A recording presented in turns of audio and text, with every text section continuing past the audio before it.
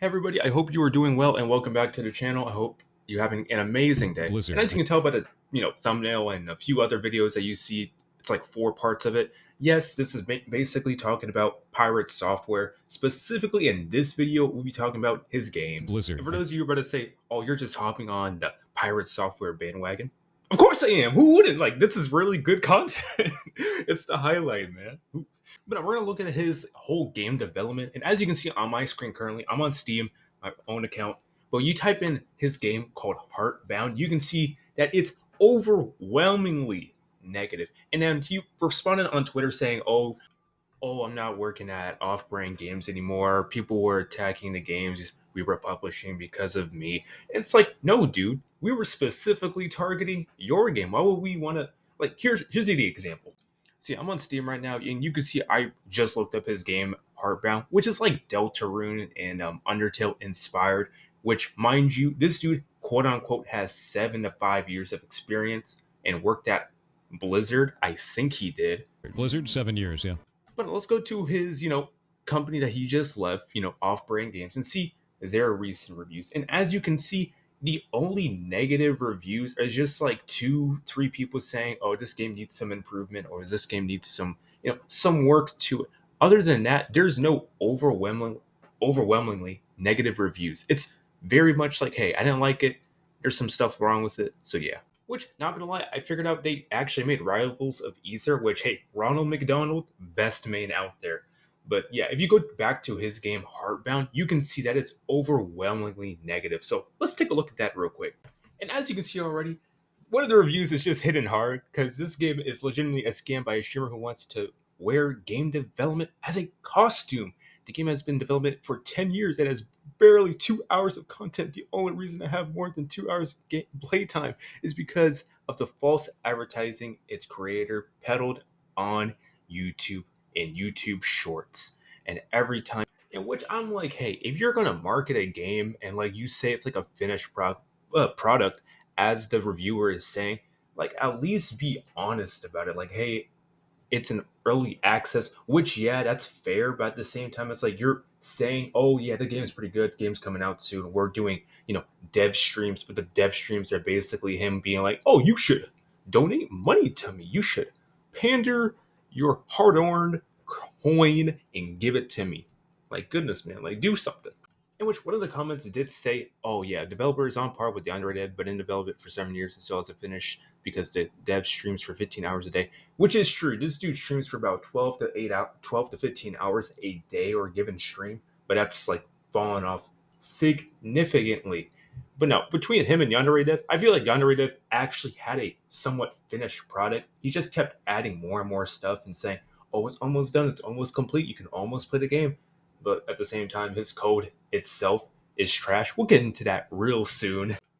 But yeah, like I said, take your time, look at the comments, pause the screen if you need to, or go on Steam and like look at the comments yourself. But we're going to go to the actual code and development side. And now the person you see on my screen is called Coding Jesus. I highly recommend you go check him out as he breaks this down like step by step. Like, hey, this is what's wrong with this. This is what's wrong with that. He's really cool. He's really influential. I'll leave his videos in the description below because I didn't know what exactly he was talking about code wise because I only took tech class once in my high school. He also goes into like the talks of like the Stop Killing Games movement, which I'll let him talk about it. He's also misrepresented the initiative and has doubled and tripled down in that misrepresentation. If you're going to be putting forward something that you want to start a conversation to eventually become legislation, and these are the reasons for it, not only can I not agree with the initiative, but I can't agree with you, and I won't agree with Ross. There's no way around that. I think this is gross. To sum it all up, no, I will not be supporting the initiative Stop Killing Games. Cryptically wishing for the movement to fail. So I'm going to be honest with you. I hope that your initiative gets everything you asked for, but nothing you wanted. I don't know why you do that, but he decided to do so. In which I'm like, yo, that's just a Neville baby talking and him, having prestige in Blizzard, which, funny enough, even Blizzard can't take criticism, which you've seen their recent games and how they did updates. It's like, dude, you literally fall from the same tree. And basically, if you don't know what a Nepo baby is, it's basically someone whose career has been significantly helped by a famous or influential person, aka his dad. And before y'all say anything, yes, he did confirm his dad is that character from South Park here. No, my dad didn't inspire the WoW guy from South Park. My dad is the WoW guy from South Park. He was the cinematic director for Blizzard for 23 years. He worked on the episode with Matt and Trey, and they turned him into a character. That's him. But in case you didn't hear him say he works for Blizzard, or he used to work for Blizzard, roll the tape! Red team specialist for Blizzard Entertainment, and Blizzard is having worked at Blizzard. I grew up at Blizzard. Blizzard. Game industry for Blizzard Entertainment. Blizzard. Yeah, no, I worked at Blizzard back when I used to work at Blizzard, when I was at Blizzard. For those who don't understand, I used to work at Blizzard Entertainment. I know how to do that because I worked at Blizzard. Example of this when I was at Blizzard. How do you know so many things? I worked at Blizzard for 7 years. So that If is that the makes problem right there. So I want you to listen to this phrase. Sure. This gets misconstrued as arrogance, but in reality, it's this. Yeah. That is the most arrogant statement on the planet, bro. I actually am the first second-generation Blizzard employee. I was the first second-generation Blizzard employee ever. The first second-generation Blizzard employee. So I'm second-generation Blizzard. I'm the first second-generation Blizzard employee that ever existed in the company. I'm also a second-generation Blizzard employee. I was a second-generation Blizzard employee. I was the first second-generation Blizzard employee ever. I was the first second-generation Blizzard employee. And I love that shit. I love that company. Working for Blizzard sucked, and I work at Blizzard. Or I worked at Blizzard. There's me eating a sandwich. Yeah, that was actually...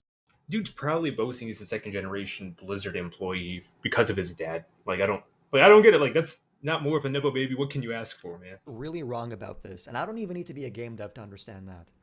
When you look at the code here, what do you see? You see a lot of magic numbers. That's an industry term for numbers that don't have any description or explanation as to what they are or why they exist.